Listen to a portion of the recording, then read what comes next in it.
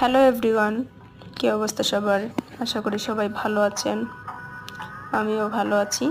আজকে আপনাদের সাথে শেয়ার করব আলু এবং ডিমের চপ কিভাবে বানানো যায়। আলু এবং ডিমের চপ বানানোর জন্য নিতে হবে সেদ্ধ করা ডিম এবং সেদ্ধ করা আলু। সেদ্ধ করা ডিম এবং সেদ্ধ করা আলুগুলো একটা কাটারের সাহায্যে ভালো করে কুচি কুচি করে মিহি করে নিতে হবে।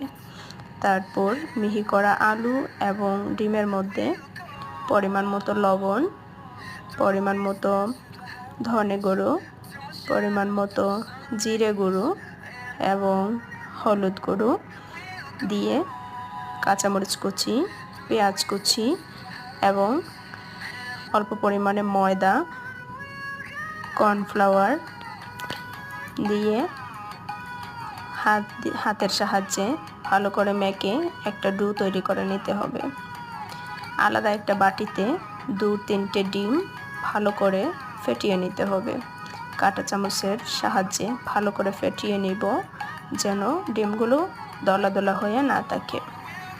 তারপর ডোগুলো থেকে একটু একটু করে নিয়ে হাতের তালুর সাহায্যে নিজের পছন্দ মতো শেপ দিয়ে ফেটানো ডিমে চুবিয়ে বিস্কিটের গুঁড়া দিয়ে ভালো করে মাখিয়ে নিতে হবে।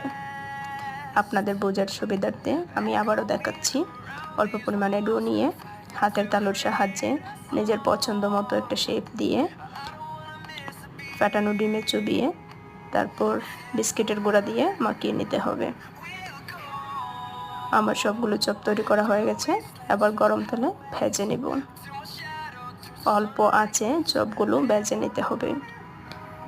চুলার আঁচটা অল্প রাখতে হবে, না হলে চপগুলো পুড়ে যাবে। একদম লাল লাল করে ভেজে নিব। আমার চপগুলো প্রায় ভাজা হয়ে গেছে।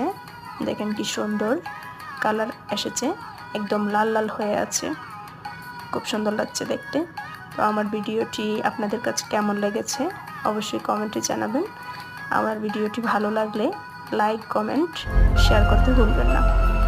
Thank you everyone.